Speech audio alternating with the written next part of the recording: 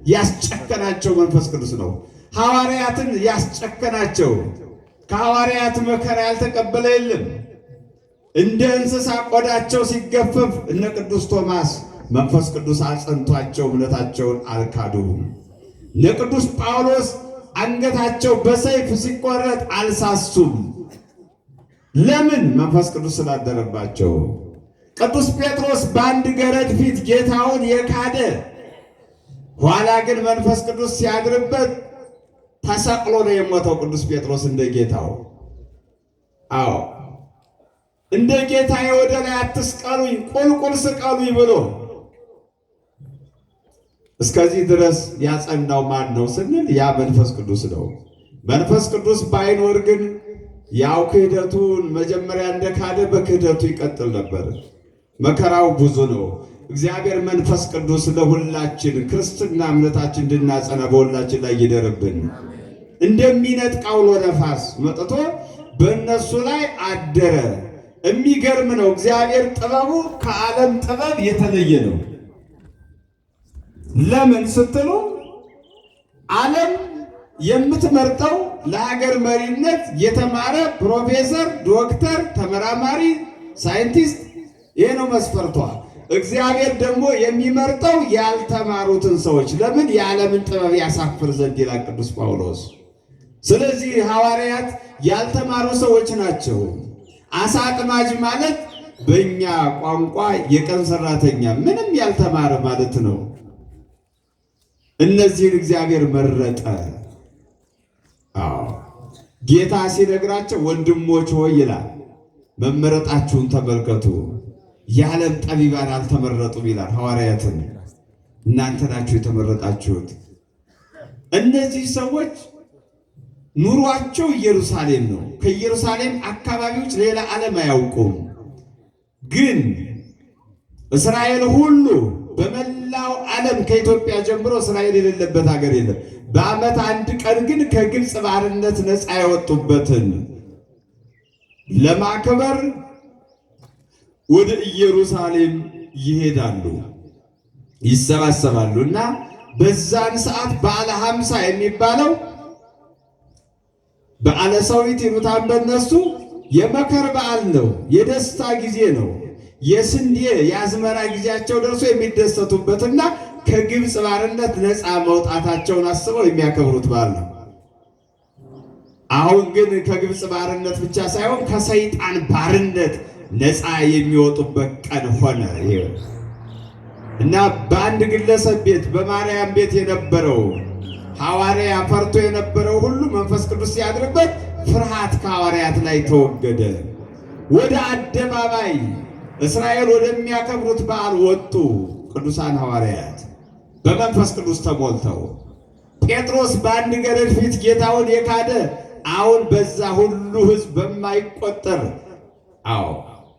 በመቶ ሺህ የሚቆጠር ሕዝብ አለበት ቆሞ መናገር ጀመረ።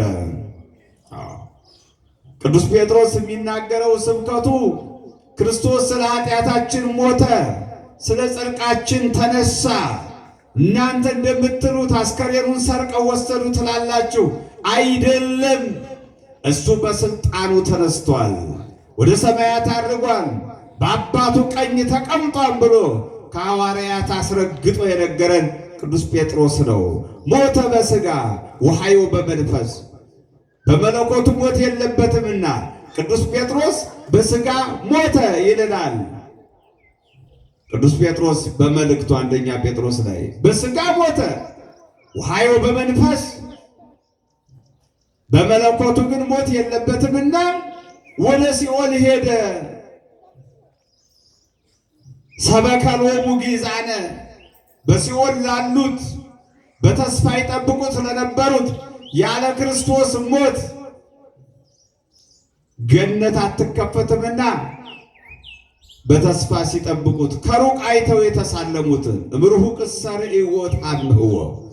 ቅዱስ ጳውሎስ በዕብራውያን መልእክቱ ምዕራፍ 11 ላይ ጌታ ሳይወለድ በብሉይ ኪዳን ነቢያት ከሩቅ አዩት፣ እምርሁቅ ሰርዒዎ ታምህዎ። ከሩቅ አይተው ተሳለሙት፣ ተወልዶ አላዩትም። እንደሚወለድ ግን ትንቢት ተናገሩ። በተስፋ ይጠብቁት ነበር። ሰበከሎሙ ግእዛነ ነፃነታቸውን ሰበከላቸው። ለእነ አብርሃም የምድር ነገድ በዘር ይባረካል የተባለው ክርስቶስ እስኪሞት እስኪሰቀል አብርሃም በሲኦል ነበር፣ ይስሐቅ ያዕቆብ በሲኦል ነበሩ። ለነሱ ሄዶ ሰበከላቸው። ለእናንተ ስል ይኸው ደሜን አፍስሻለሁ፣ ሥጋዬን ቆርሻለሁ፣ ከዚህ እስራት ነፃ ውጡ ብሎ ሰበከ ይላል። ነቢዩ ዳዊት ደግሞ እስመ ሰበረ ኆኃተ ብርት ወቀጥቀጠ መናስግተ ዘሐፂን የብረቱን መዝጊያ ሰበረው ይላል ክርስቶስ። ዲያብሎስን ቀራንዮ ላይ በመስቀሉ በመከራው ጊዜ አምላኬ ለምን ተውከኝ ብሎ የአዳምን ጩኸት ሲጮህ ሰይጣን ቀረበ። በቀረበ ጊዜ አምላካችን እንደ ሰውነቱ የአዳምን ጩኸት ጮኸ፣ እንደ አምላክነቱ ግን ሰይጣን ሲመጣ በመስቀሉ ጠረቀው ይላል። ቸነከረው ዲያብሎስን በመስቀል ጠርቆ ከመንገድ ከገነት መንገድ ሰዎች እንዳይገቡ ዘግቶ የነበረውን ዲያብሎስን ከገነት መንገድ አስወገደው ይላል። ክብር ምስጋና ለአምላካችን ይሁን። አዎ ዲያብሎስን መድኃኒታችን ኢየሱስ ክርስቶስ ቀራንዮ ላይ በመስቀል ጠርቆ ከመንገድ አስወገደልን። ገነተኛ ልጆቹ እንድንገባ ገነት የዘጋውን ሰይጣን በመስቀሉ ጠርቆ አስወገደ። ዲያብሎስ ግን አው መኑ እቱ ዝንቱ ሥጋ ለቢሶ ዘሙአኒ ሥጋ ለብሶ ያሸነፈ ይህ ማን ነው አለ። ዲያብሎስ ሥጋ የለበሰ ከነቢያትም ከቀደሙ አባቶች ከነ አብርሃም ያሸነፈው የለም። ሁሉንም እየተቆጣጠረው በቁጥጥሩ ስር አድርጎ ወደ ሲኦል ይጨምር ነበረ። አሁን ግን ሥጋ ለብሶ ነገር ግን ፍጹም ሰው የሆነ ፍጹም አምላክ የሆነ የማይሸነፍ ኃያል አምላክ መስቀል ላይ ሲቸነክረው መኑ እቱ ዝንቱ ሥጋ ለቢሶ ዘሙአኒ ሥጋ ለብሶ ሰው አሸንፎኝ አያውቅም። ይሄ ማን ነው? ውእቱኬ ሰማያዊ፣ ይሄ ሰማያዊ ነው ምድራዊ አይደለም እያለ ሰይጣን ቀባጠረ እና ነፍሳትን በሙሉ የማረኩትን ልልቀቅልህና ከዚህ በመስቀል ከቸነከርከኝ ቦታ ልቀቀኝ አለ። ቆላስይስ ምዕራፍ 2 ቁጥር 14 ላይ ተጽፏል። ክርስቶስ ግን ከሰይጣን ጋር አልተደራደረም። እሱን እንደቸነከረው እሱ ወደ ሲኦል ሄደ። በሲኦል ሲሄድ ነፍሳት በብረት መዝጊያ ሰይጣን አጉሮ ያሰቃይ ነበር። እስመ ሰበረ ኆኃተ ብርት ያለው ነው። የብረቱን መዝጊያ ሰባበረ። ነፍሳትን ኑ ነፃ ውጡ አለ። ቅዱስ ጴጥሮስ ሲነግረን ከድቅድቅ ጨለማ ወደሚደነቅ ብርሃን አፈለሰን ይላል። የነበርንበት ከክርስቶስ ሞት በፊት ድቅድቅ ጨለማ፣ እሳቱ የማይጠፋ ትሉ የማያንቀላፋ፣ እናት የልጇን ጩኸት የማሰማበት እዛ ቦታ ላይ ከድቅድቅ ጨለማ ወጣን አለ ቅዱስ ጴጥሮስ በአንደኛ መልእክቱ ምዕራፍ 1 ላይ ወደሚደነቅ ብርሃን ወደ ገነት ወደ መንግሥተ ሰማያት አስገባል። ክብር ምስጋና ለስሙ ይሁን።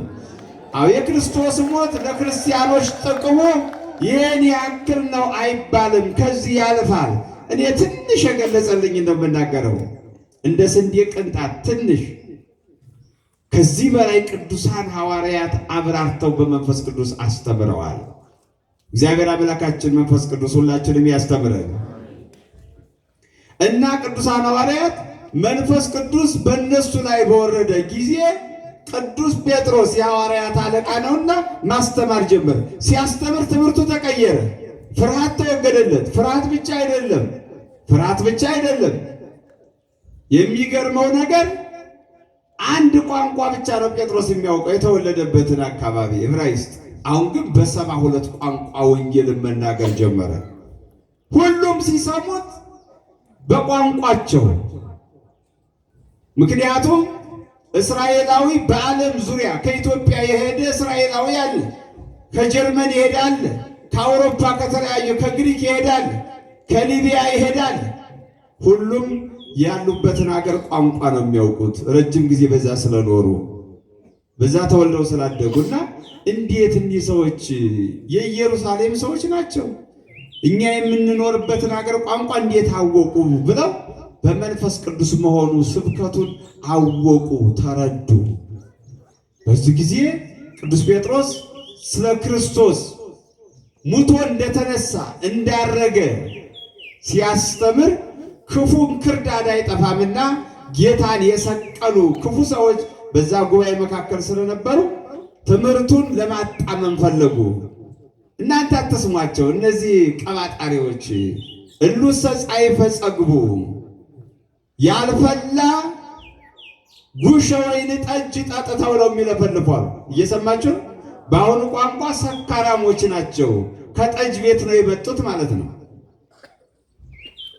አያችሁ ጠማምነታቸውን በመንፈስ ቅዱስ እየተናገሩ፣ እነዚህ ግን ሰካራሞች ናቸው፣ ጠጅ ቤት ነው የመጡት ይሏቸዋል። መንፈስ ቅዱስን ለሰደበ ኃጢአቱ አይሰረይለትም ይላል። መንፈስ ቅዱስን ከመሳደብ እግዚአብሔር ሁላችን ይጠብቃል። አሜን በሉ። ሳናውቀው እንሳደባለን እና በዚህ ጊዜ ቅዱስ ጴጥሮስ ምን አለ? እናንተ እንደምትሉት እነዚህ ወንድሞች ሐዋርያት ከጠጅ ቤት አይደለም የመጡት። ደግሞ በሀገራችሁ ሕግ ታውቁታላችሁ፣ የመጠጥ ቤት ስርዓት አለ። እስመ ነግብሔሩ ወሶቤው 3 ሰዓት፣ ገና ከጧቱ 3 ሰዓት አይደለም። በዚህ ሰዓት በእስራኤል ሕግ መጠጥ ቤት እንደማይከፈት ታውቃላችሁ።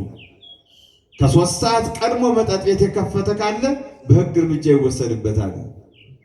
ስለዚህ እስመ ነግብሔሩ ገና ከጧቱ 3 ሰዓት ነው። ወሶቤው 3 ሰዓት መጠጥ ቤቶች ዝግ ናቸው። ግን አንድ ነገር ልንገራችሁ፣ አስቀድሞ በነቢያቶቻችሁ በነቢዩ በኢዩኤል የተነገረው ትንቢት ዛሬ ተፈጸመ አለ። በነቢዩ በኢዩኤል እግዚአብሔር አስቀድሞ ምዕራፍ 2 ላይ በመጨረሻው ዘመን ከመንፈሴ አፈሳለሁ፣ በሴቶች እና በወንዶች ልጆች ላይ መንፈሴን አፈሳለሁ፣ ሴቶችም ራእይን ያያሉ፣ ሕልምን ያልማሉ። ተራ ሕልም ሳይሆን የመንፈስ ቅዱስ ሕልም፣ የመንፈስ ቅዱስ ራእይ ያያሉ፣ ትንቢት ይናገራሉ ብሏል። ዛሬ የምታዩት ይኸው ሴቶች 36ቱ ቅዱሳት አንስት አሉ፣ ወንዶችም ሐዋርያት አሉ። በሁሉም ላይ የወረደው መንፈስ ቅዱስ ያ ትንቢት ይፈጸም ዘንድ ነው አለ። ሲመለከቱ እንዳሉት የመጠጥ ሰዓት አይደለም፣ መጠጥ ቤቶች ዝግ ናቸው። በዚህ ጊዜ እነዛ ጠማሞች የተናገሩትን ብዙዎቹ ሲደግፏቸው፣ የተወሰኑት ደግሞ አልተቀበሏቸውም የእነዚህን ጠማማ ሰዎች ትምህርት። ስለዚህ ጴጥሮስ ምን አሉት? ወንድሞች ሆይ ምን እናድርግ አሉ። ንስሐ ለመግባት ልቦናቸው ተዘጋጀ፣ በትምህርቱ መንፈስ ቅዱስ አለና። በዚህ ጊዜ ቅዱስ ጴጥሮስ ምን አላቸው? ኃጢአታችሁ ይሰረይ ዘንድ በኢየሱስ ክርስቶስ ስም ተጠመቁ አለ። እስኪ ይህን ቃል ሁላችሁም በሉት። ኃጢአታችሁ በሉ። እኔም እናንተም ኃጢአተኞች ነው። ኃጢአታችሁ ይሰረይ ዘንድ በኢየሱስ ክርስቶስ ስም ተጠመቁ። ምክንያቱም እነሱ አምላክ ነው አይሉም፣ የዮሴፍ ልጅ ነው፣ አሳማጭ ነው፣ ወንበዴ ነው እያሉ እንዲሰድቡት ነው ያባብሏቸው የነበረው። አሁን እሱ እናንተ እንደምትሉት አይደለም፣ አምላክ ነው፣ ከሞት ተነስቷል። በእሱ ካላመናችሁ አትድኑም አለ። ስለዚህ 3000 ሰዎች በኢየሱስ ክርስቶስ ስም አምነው ኃጢአታቸው ይሰረይ ዘንድ ተጠመቁ። ክብር ምስጋና ለአምላካችን ለእግዚአብሔር ይሁን። እንግዲህ የቤተ ክርስቲያን ሊቃውንት ይህም በዓለ ጰራቅሊጦስ መንፈስ ቅዱስ የወረደበትን ቀን የቤተ ክርስቲያን የልደት ቀን ይሉታል። በመጀመሪያው ስብከት በመንፈስ ቅዱስ ጴጥሮስ ስንት ሺህ ነፍሳት ዳኑ? 3000። የዚህ ማስረጃ አንድ ጥቅስልና ይበቃኛል፣ ሌሎች አባቶች ስላሉ። ቅዱስ ጳውሎስ በሁለተኛ ቆሮንቶስ መልእክቱ ምዕራፍ 3 ላይ የሚናገረው ቃል አለ፣ ስለ ብሉይ ኪዳንና ስለ ሐዲስ ኪዳን። በሐዲስ ኪዳን የተገኘው ጥቅም በብሉይ ኪዳን የመጣብን መቅሰፍት የሚያስረዳ ቃል ነው።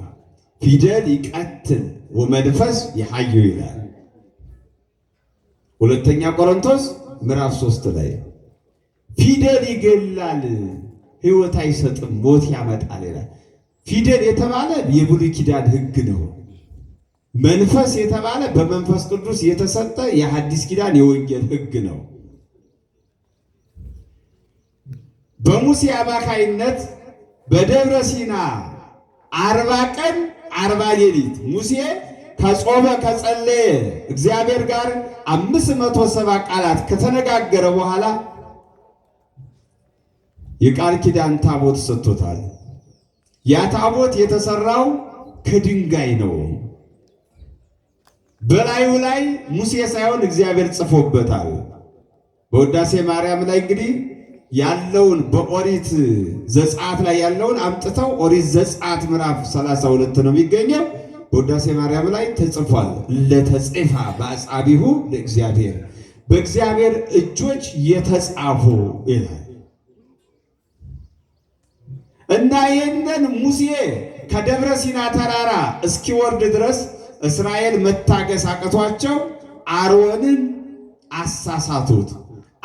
አሮን ግበር ለነ አማልክተ እለ ይሐውሩ ቅድሜነ ወይጸብኡ ጻራነ እስመ ዝኩሰ ሙሴ ይንአምር ከመ እምንተኮነ ዘጸአት 32 ላይ አሮን ሙሴ በደብረ ሲና ተራራ አውሬ ይብላው፣ ረሃብ ይግደለው፣ የመለኮት እሳት ያቃጥለው የምናውቀው ነገር የለም።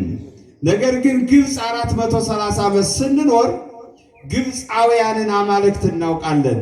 የግብፃውያንን አማልክት ስራልናል። ልቦናቸው ላይ ለካ እግዚአብሔር ለአብርሃም ኪዳን አስቦ ባሕር ከፍሎ ቢያሻግራቸው ልቡናቸው አልተሻገረም። እዛው ግብፅ ጣዖት ላይ ነው የነበረው። ስለዚህ ጣዖት ስራልን አሉ። እምቢ ማለት አይቻልም። ህዝቡ ቀጥቅጦ ይገለዋል አሮንን። ስለዚህ የራሱን ጥበብ ተጠቀመ። የሰው ጥበብ ግን የእግዚአብሔርን ጽድቅ አይሰራም ይላል ሐዋርያው ቅዱስ ያዕቆብ። ስለዚህ ወርቅ አምጡ፣ አምላክ የሚሰራው ከወርቅ ነው አለ። እስራኤል ወርቅ ወዳጆች ናቸው። 430 ዓመት የኖሩት በባርነት ነው። ገንዘብ ብርቃቸው ነው። ወርቅ አይሰጡኝም ዛሬ ነገ ሲሉ ሙሴ ይመጣል፣ ሙሴን ይፈሩታል ብሎ ነበር። ነገር ግን በልባቸው ያለው ሰይጣን የሚወዱትን ወርቅ ለዛ እንዳይሳሱ ዕለቱን እንዲሰጡ አደረጋቸው። አሮን ያንን ሰብስቦ ሲያቀልጠው ልባቸው ላይ የተመኙት የበሬ መልክ ያለው ከወርቅ ተቀልጦ የተሰራ ጣዖት ቆመ። በሉ አሳያቸውና ነገ የእግዚአብሔር በዓል ነው ስገዱ አለ። ጣዖት አቁሞ የእግዚአብሔር በዓል ነው ስገዱ። መኑ ዘደመሮ ለብርሃን ውስተ ጽልመት ይላል ቅዱስ ጳውሎስ ሁለተኛ ቆሮንቶስ መልእክቱ እዚሁ ምዕራፍ 3 ላይ ብርሃን ከጨለማ የእግዚአብሔር ታቦት ከጣዖት ጋር ምን ኅብረት አለው ይላል። በዚህ ጊዜ እግዚአብሔር ሙሴ ጋራ በደብረ ሲና ሲነጋገር የነበረ እግዚአብሔር ሙሴ ሕዝብ በደለኝ ላጠፋው ነው ባሕር ከፍዬ አሻግሬው መና ከሰማይ አውርጄ መግቤው ሌላ አምላክ አቁሞ እየሰገደ ነው፣ ለጣዖት እየሰገደ ነው። ስለዚህ እኔ በአንተን በሌላ ሕዝብ ሾመሃለሁ፣ እነሱ ግን ላጥፋቸው። ወሰይመከ ውስተ ሕዝብ ክቡድ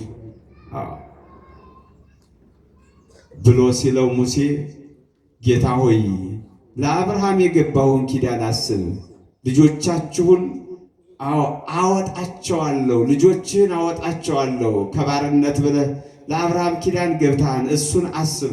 ደግሞ ግብፃውያን አምላካቸው ምድረ ርስት ማውረስ ስለማይችል ገደላቸው ብለው ይዘብቱብሃል።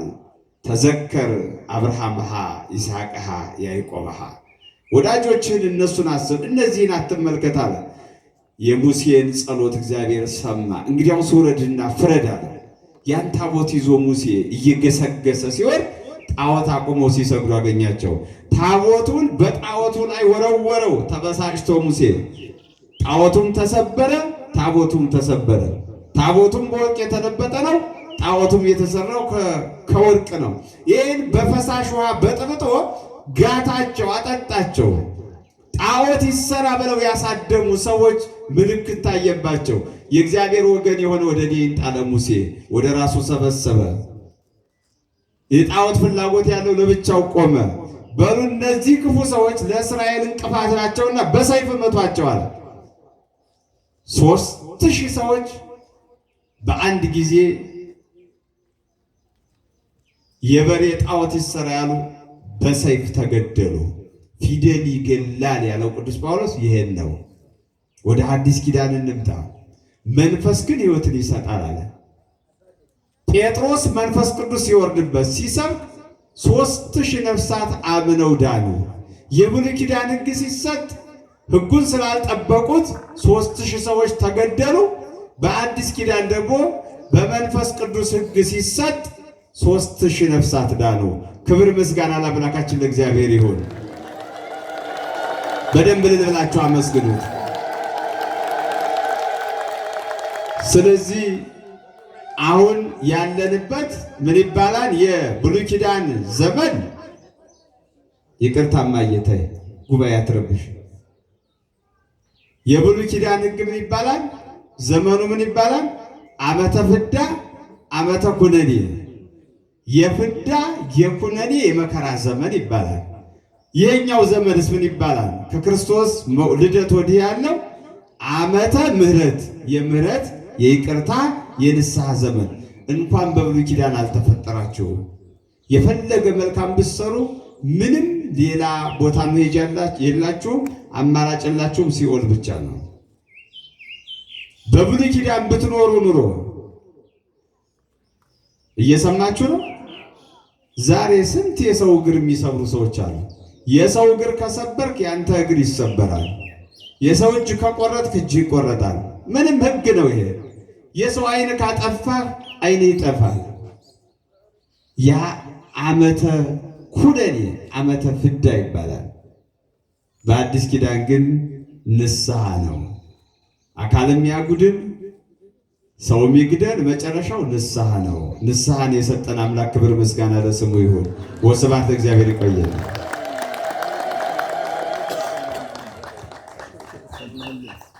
እልልላችሁ አመስግኑ። ለመምህራችን ለአባታችን ቃለ ሕይወትን ያሰማልን፣ መንግሥተ ሰማያትን ያወርስልን፣ የአገልግሎት ዘመናቸው የተቃና የተሟላ ይሁንልን።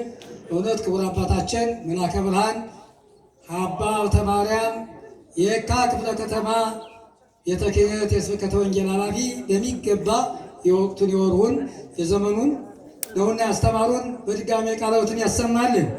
እንዘብዋን ሙንቱ ወረደ መንፈስ ቅዱስ ላይ ለሐዋርያት ብለው እንደኔና እንደናንተ አባቶቻችን ሐዋርያት ሰብሰብ ብለው ሳለ መንፈስ ቅዱስ ወረደላቸው ብለው እኛንም የመንፈስ ቅዱስን ስራ ነው እንዳያስተማሩን ቃለ ሕይወትን ያሰማልን። ከዚህ በመቀጠል ያው አስራት በኩራት ስለት ያላችሁ ማስገባት ትችላላችሁ። እዚያም ባሻገር ሁሌ የምንናገራለን፣ ገንዘባችሁን ቦርሳችሁን ጠንቀቅ ብላችሁ ያዙ። አሁን አንድ እህታችን ቦርሳ ትልቅ ቦርሳ ጥቁር ቦርሳ ስልኬንም ብርም መታወቂያም አለው ወሰደብኝ ነው የምትል። በእውነት ቤተ ክርስቲያን መጥቶ ሰይጣን ደግሞ የራሱን ስራ ይሰራል። መልካም ስራ ስለማይመቸውና ያነሳችሁ ካላችሁ ብትመልሱ ጥሩ ነው። እዚያ ባሻገር ግን ሌሎች አሁንም ደግመን ደጋግመን የምንገልጸው ተጠንቅቃችሁ ነው። ቦርሳችሁን ገንዘባችሁን በእጃችሁ ያዙ። ከዚህ በመቀጠል ወደ መዝሙሩ ነው የምንሄደው። የዕለቱን ተጋባዥ መዝሙሩን የሚዘምርልን ዘማሪ ዘራ ዳዊት ይሆናል። ከእሱ ጋር እኛም ብድግ ብለን እያጨበጨብን ልልያለን በመዝሙር እናመሰግነዋለን። ወደ ዘማሪ ዘራ ዳዊት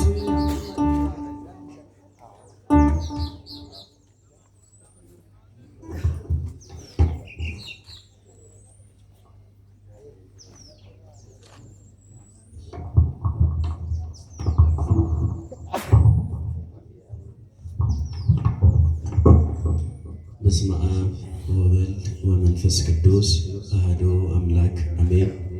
ክቡራን አበው አባቶቻችን፣ ክቡራን ሊቃውንተ ቤተክርስቲያን፣ መምህራነ ወንጌል፣ ክቡራን የክርስቶስ ቤተሰቦች፣ ምእመናን ምእመናት ሕፃናትን ጨምሮ እንደምን አደራችሁ? እንደምን አደራችሁ?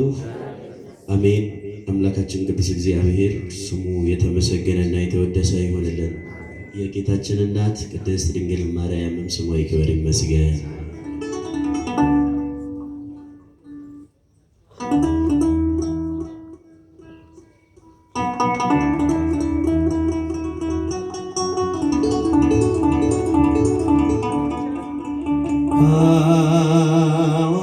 ሐዋርያት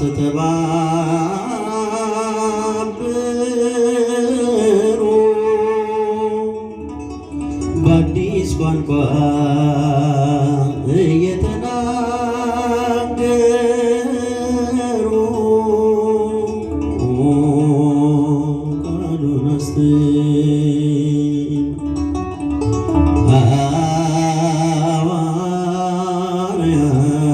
ሐዋርያት ተባበሩ በአዲስ ቋንቋ እየተናገሩ ቃሉን አስተማሩ።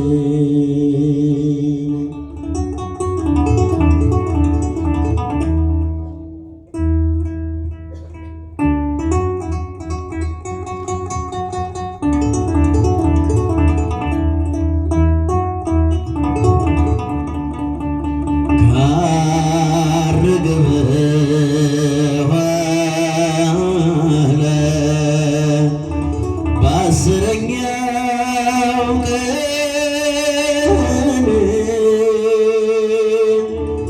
ወደ ዓለም ላከው ጰራቅሊጦስን በዝግ ቤት ውስጥ ቆዩ ቀኑን ሲጠብቁ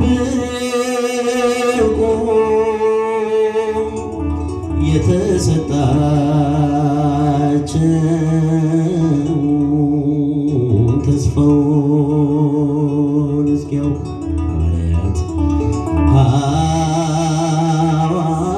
ሐዋርያት ተባበሩ በአዲስ ቋንቋ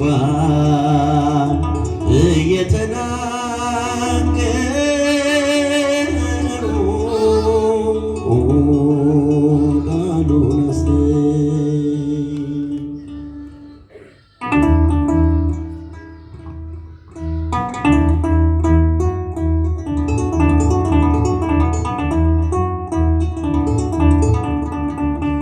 ያ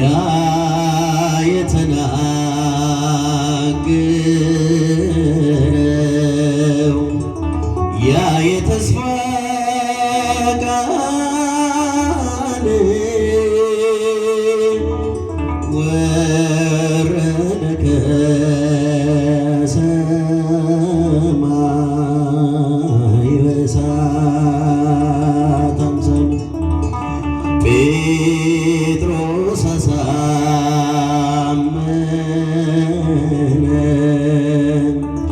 3000 ነፍሳት ያን ጊዜ ገሊላ በሰጠው ትምህርት ሐዋርያት ተባበሩ በአዲስ ቋንቋ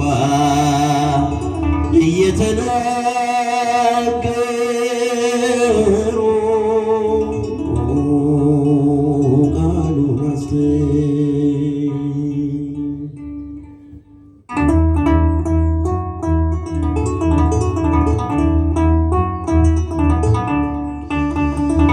ይህን እናምናለን እንታምናለን ይህን እናምናለን እንታምናለን አብ ወልድ መንፈስ ቅዱስ እግዚአብሔር ብለን አብ ወልድ መንፈስ ቅዱስ እግዚአብሔር ብለን እጃቸውን ይህን እናምናለን እንታምናለን ይህን እናምናለን እንታምናለን አብ ወልድ መንፈስ ቅዱስ እግዚአብሔር ብለን አብ ወልድ መንፈስ ቅዱስ እግዚአብሔር ብለን የእግዚአብሔር አብ ፍቅሩ ይረቃል ይሰፋል ልጁን እስኪሰጥ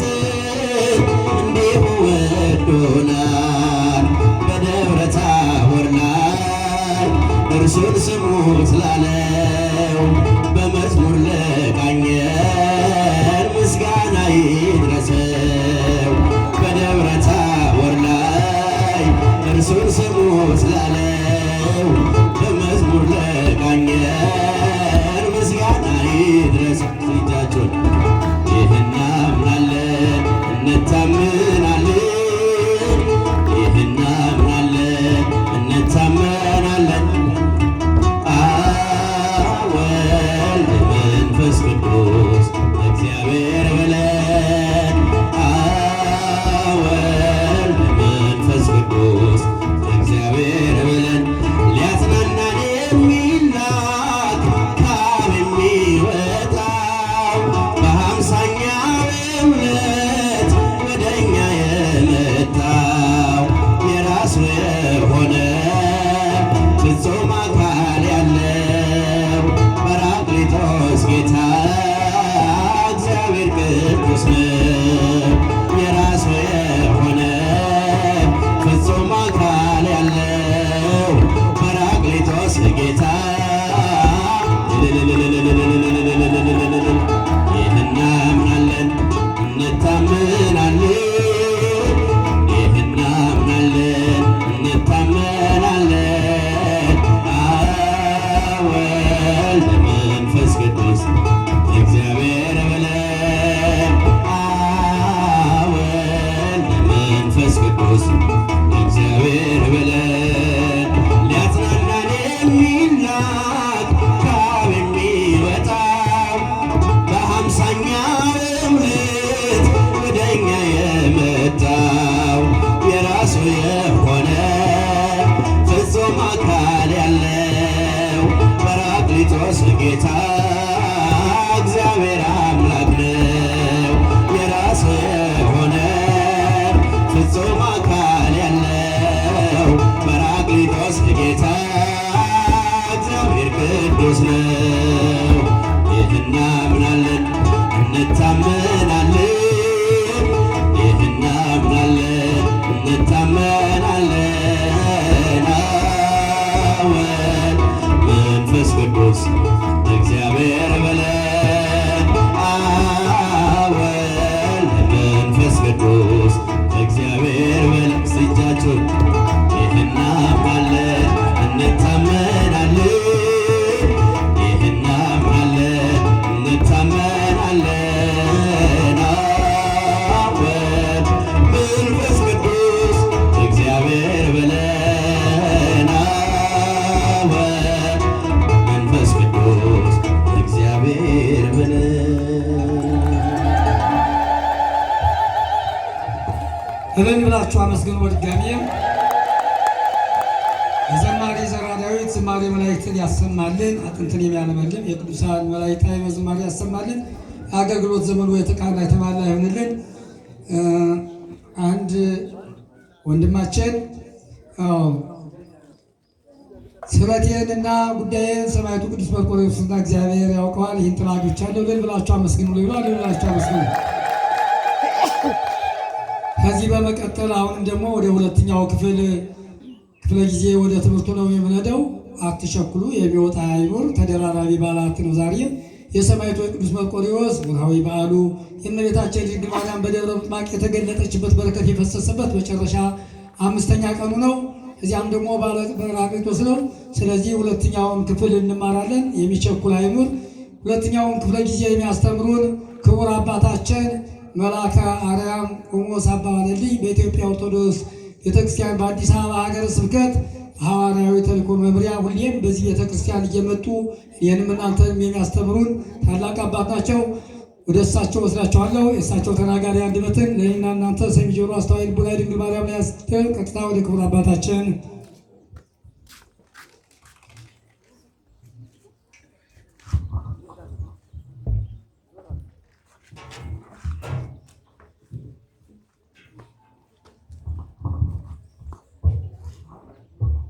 ይትባረክ እግዚአብሔር ዘቀተለ ሞተነ በሞቱ አንሳነ በትንሣኤሁ። በሞቱ ሞታችንን የገደለልን በትንሣኤው ትንሣኤያችንን ያወጀልን የአባቶቻችን አምላክ እግዚአብሔር ስሙ ለዘለዓለም የተመሰገነ ይሁን። ከወጣው ልባችን ወደ ውስጥ እንዲገባ ከቸኮልንበት እንድንረጋጋ እስካሁን የሰማነው ቃለ እግዚአብሔር በውስጣችን እንዲበቅል አሁን ደግሞ ወደ ስራ ተግብረን ለመስራት እግዚአብሔር እንዲረዳን አይምሯችን እንዲሰበሰብ ቃለ እግዚአብሔር የኔ ነው ብለን እንድንሰማው ሁላችንም ቀኝ እጃችንን እናውጣና መላ ሰውነታችንን በመማተብ እንጠብቅ። በስመ አብ አልተናገራችሁ ይቀራል። በስመ አብ ወወልድ ወመንፈስ ቅዱስ አሃዱ አምላክ አሜን። በስመ አብ ወወልድ ወመንፈስ ቅዱስ አሃዱ አምላክ አሜን። በስመ አብ ወወልድ ወመንፈስ ቅዱስ አሃዱ አምላክ አሜን። በቅድሚያ ክቡር አባታችን መልአከ አርያም መምህር ጥበቡ ብዙአየሁ እዚህ የጎፋ መብራት ኃይል መካነ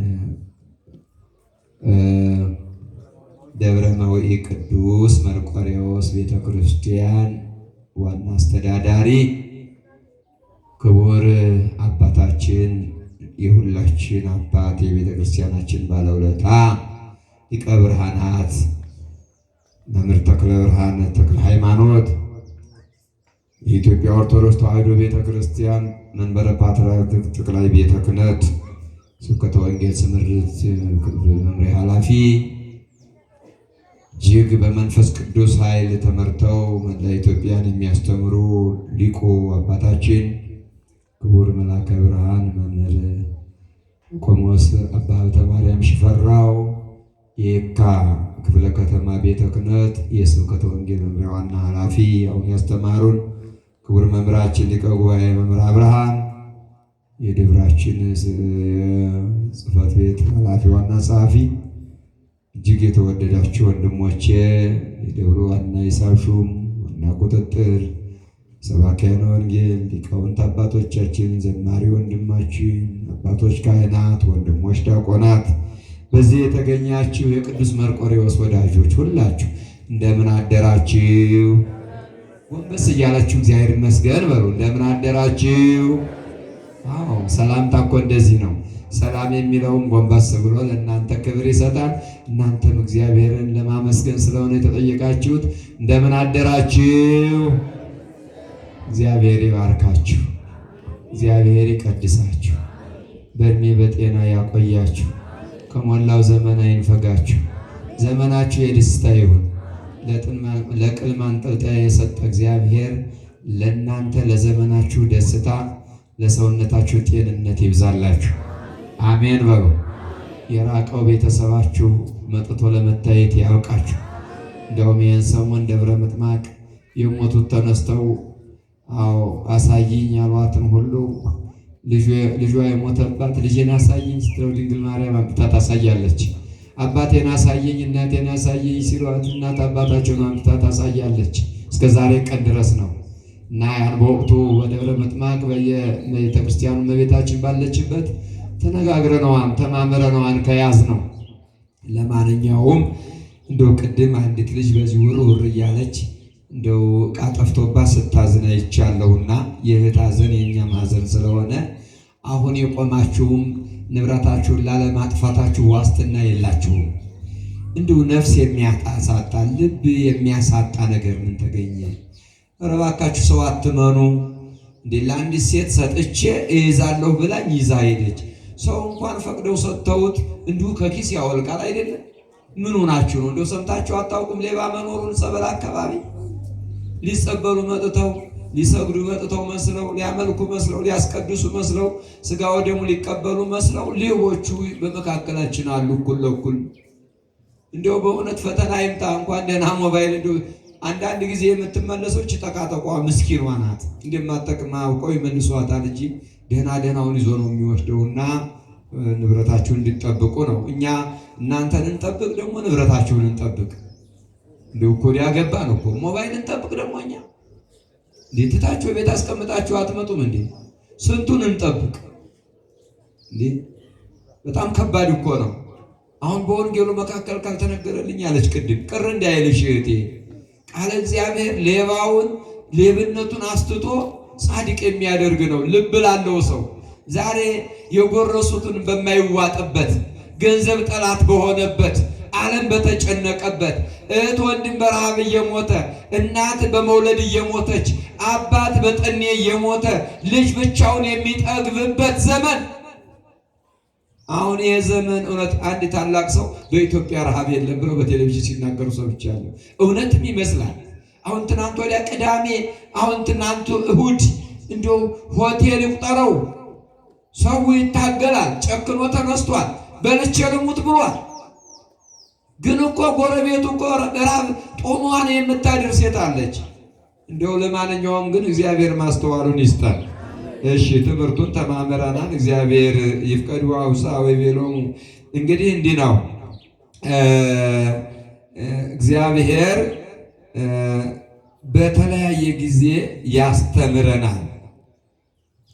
የሚያስተምረን ደግሞ ለሁሉ ጸጋ አለው።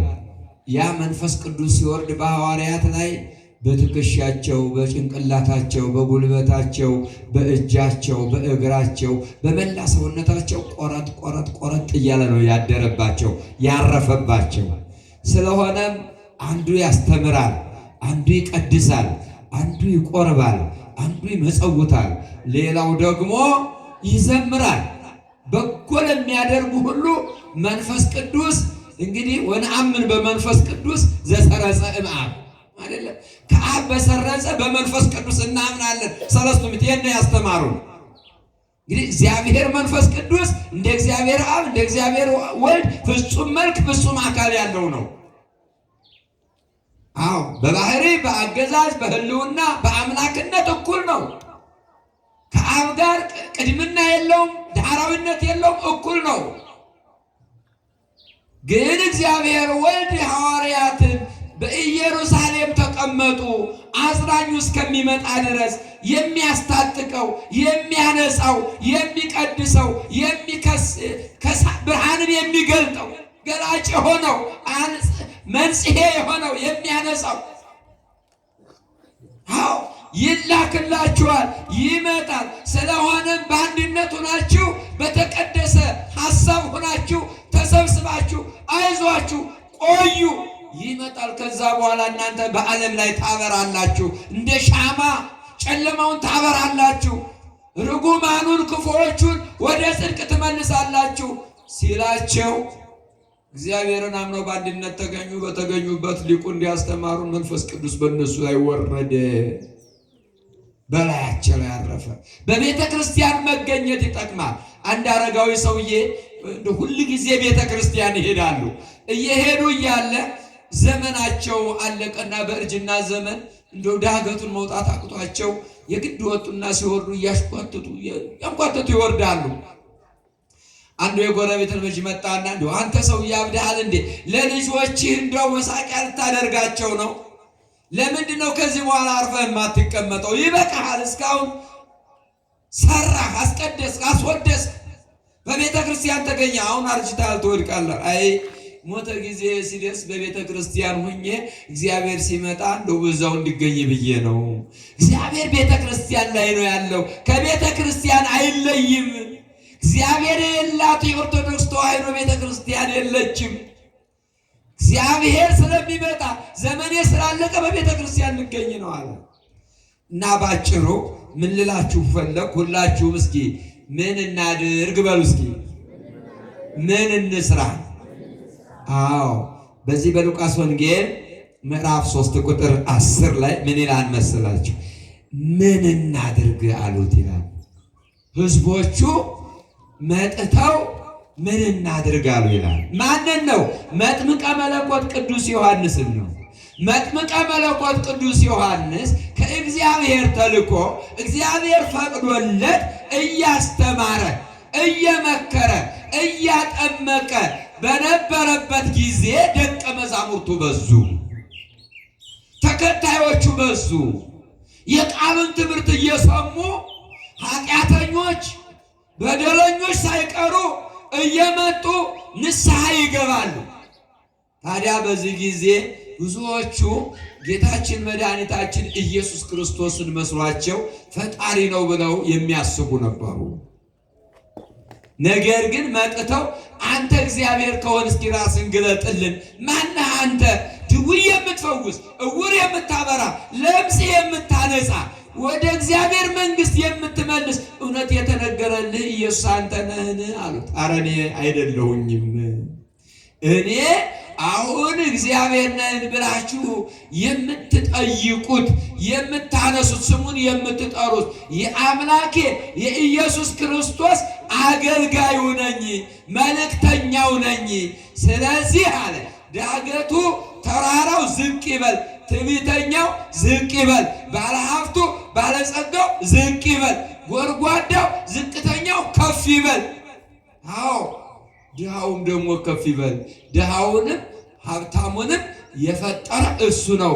ዘቦቱ ኩሉ ኮነ፣ ሁሉ በእርሱ ሆነ። እግዚአብሔር ባለጸጋውን ስለ ሀብቱ አይፈራውም፣ ድሃውን ደግሞ ስለ ድህነቱ አያከብረው። ወናሁ እመጽእ ፍጡነ ወእፈድዮ ለኩሉ በከመ ምግባሩ። ራዕየ ዮሐንስ ምዕራፍ 22 ቁጥር 12 ላይ እነሆ ፈጥኜ እመጣለሁ። በዕለተ ዕርገቱ ተምረነዋል።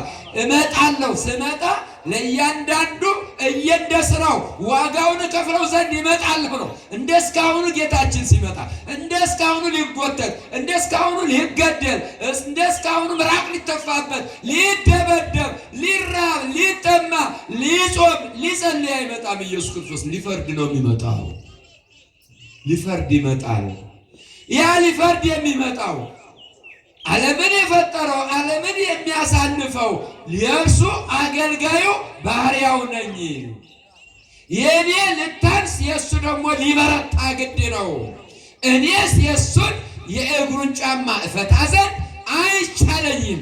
ስለሆነ ማለት እኔ የእሱ አገልጋይ ነኝ እና በትምህርቱ የተደነቁ ከዚህ ጻድቅ፣ ከዚህ ቅዱስ፣ ከዚህ መልካም ወንጌላዊ አስተማሪ፣ ሰማዕት፣ ምስክር፣ ሐዋርያ ከሆነው መጥምቀ መለኮት ቅዱስ ዮሐንስ ሕዝቦቹ መጡና ምን እናድርግ ታዲያ ብለው ጠየቁት ይላል።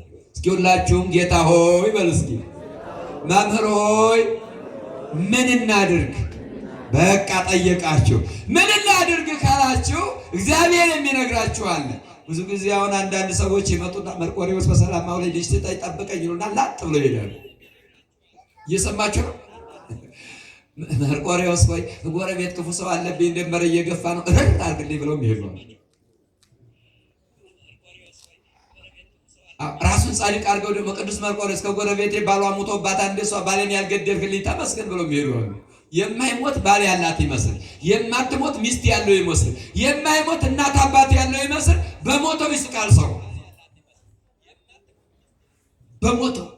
እኛውም በጉልበታችን እዚህ የተቀመጥነው እና እናንተ በየቤታችሁ ሁላችሁ ሲያማችሁ ሐኪም ቤት ሄዳችሁ ለሐኪሙ አሞኛ ነግሬ ለራሴን ጨጓራ ይርጉበትን ብላችሁ ትናገራላችሁ።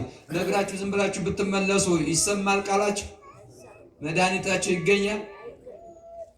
ያ ባለ እንትን ሐኪሙ ዶክተሩ ምን ያደርጋል? እናንተ ስትነግሩት እኛ ስንነግረው ከዚህ ከቀኝ ወይም ከግራ እጃችን ከደም ስራችን ገብቶ ደሙን ይወስድና መርምሮ ላብራቶሪ በዚህ በተለያየ መሳሪያ አይቶ ምን ያደርጋል? እንዲህ አሞሃል፣ ያመመ በዚህ ምክንያት ነው፣ በራስህ ችግር ነው፣ በራስህ ችግር ነው የታመመው ይላል። አንዳንዱ በራሱ ችግር የሚታመም አለ። እኔን ስላደረክ ነው። በራሱ ችግር ምንድን ነው? አይ ጠጅና አረቄ አብዝተሃል መሰለኝ፣ ጨጓራ ጉበት ተላልጧል ይላል። አሁን አረቄ መጠጣት ከሁለተኛው ወገን የሚመጣ በሽታ ነው። አሁን ሰካራም ይሆን ከጎረቤት የሚመጣ ነገር ነው። አሁን አመንዝራ መሆን ከሌላ ሰው የሚመጣ በሽታ ነው። አሁን ድንበር መግፋት ከሌላ ሰው የሚመጣ በሽታ ነው። እግዚአብሔር ሳይገብረ ሞት እግዚአብሔር ሞትን ሰርቶ ነው። እግዚአብሔር ሌብነትን ፈቅዶ ነው። እግዚአብሔር መጠላላትን ስስትን ፈቅዶ ነው አይደለም፣ አልፈቀደም። እናየዋለን። ስለሆነም የመጣችሁ ሰዎች እግዚአብሔር ይነግራችኋል። ሐኪሙ ሳይነግራችሁ ተመልሳችሁ መድኃኒቱን ቀምሞ ሳይሰጣችሁ ጧት ማታ ብሎ ቀምሮ ሳይሰጣችሁ ብትመለሱ እንደማትድኑ ሁሉ ለእግዚአብሔር ስትነግሩ እግዚአብሔር ሳይነግራችሁ ብትመለሱ ለቁርባን አትበቁም። ለጽድቅ የሚያበቃው የእግዚአብሔር ቃል ነው። ለዚህ ነው ሁሉ ጊዜ ስሲታ ለነፍስ ቃል እግዚአብሔር የእግዚአብሔር ቃል የነፍስ ምግቧ ነው ብላ ቤተክርስቲያን የምታስተምረው። ረሃባ ለነፍስ ይሰሚያ ቃል እግዚአብሔር የእግዚአብሔርን ቃል አለመስማት የነፍስ ረሃብ ነው። አዎ ቃል እግዚአብሔር የእግዚአብሔርን ቃል የሰሙ ሰዎች መባ ያደርጋሉ፣ ስጦታ ያደርጋሉ፣ ክርስትናቸውን ይጠብቃሉ፣ አባታቸውን ይወዳሉ፣ እናታቸውን ይጦራሉ፣ ልጆቻቸውን ያሳድጋሉ፣ ለሀገር ይጨነቃሉ፣ ለወገን ይጨነቃሉ፣ ከራሳቸው ይልቅ ለሌላው ሰው ያስባሉ። እየተጎዱ እየተራቡ እየተጣሙ እየታረዙ እየደከሙ ለሰው ይኖራሉ። የማይጠፋ ስምንም አግኝተው ለዘላለም ይጠራሉ። ስለዚህ መጡና እንደው ምን እናድርግ ብለው ቅዱስ ዮሐንስን ጠየቁት። ያን ጊዜ ለሕዝቦች 3 አይነት ሰዎች ናቸው የጠየቁት።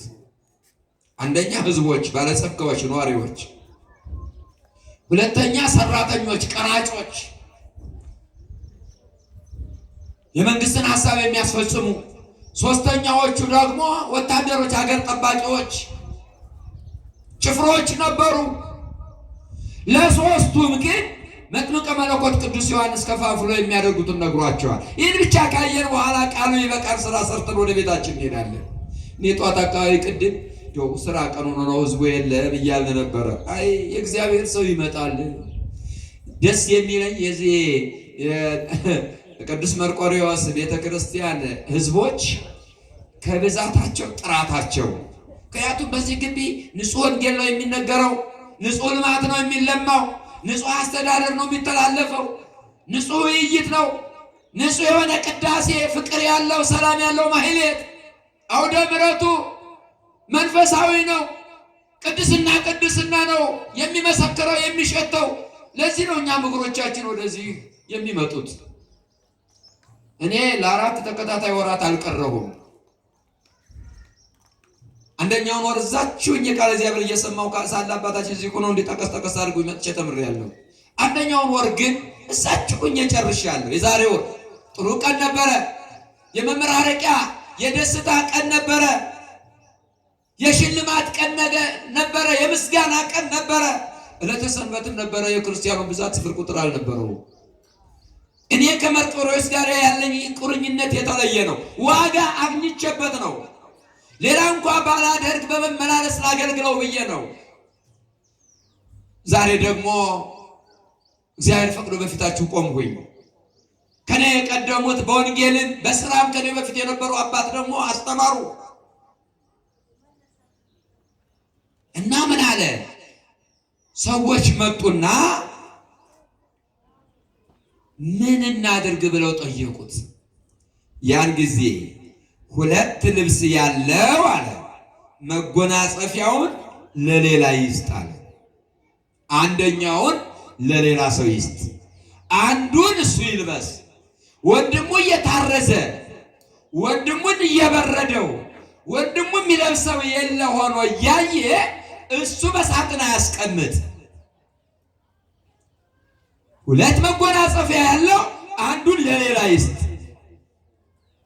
እንደገና እንዲህ አለ፣ ምግብም ቢሆን አለ እህልም ቢሆን ለሌለው ይስጥ ብሎ መለሰላቸው። ልብ አድርጎ አጭር ነው። ምን እናድርግ አሉት? ልብሳችሁን ተከፋፈሉ፣ ምግባችሁን ተከፋፍላችሁ ብሉ። ብቻችሁን በልታችሁ አትሞቱ፣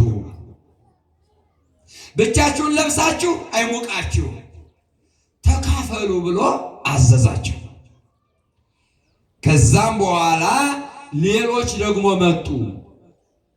መቼም ወደ ቤተ እግዚአብሔር ስንመጣ ሁሉም ይመጣል። የእግዚአብሔር ቃል ደግሞ ሁሉንም ነው የሚያስተምረው። ግማሹን አይደለም፣ ድንበር የለውም። ሁሉን ይልጋን፣ ሁሉን ይጠርባል፣ ሁሉን ያለሰልሳል፣ ሁሉን ያስተካክላል። የእግዚአብሔር ቃል የሕያው የአምላክ ቃል ስለሆነ ያለ እግዚአብሔር ቃል የተፈጠረ ባለጸጋ፣ ያለ እግዚአብሔር ፈቃድ የተፈጠረ ድሃ፣ ያለ በእግዚአብሔር ፈቃድ የተፈጠረ ወታደር፣ የተፈጠረ ፀሐይ፣ ጨረቃ፣ ሰማይ፣ ምድር የለም። በሱ ቃል የተሰራ ነው።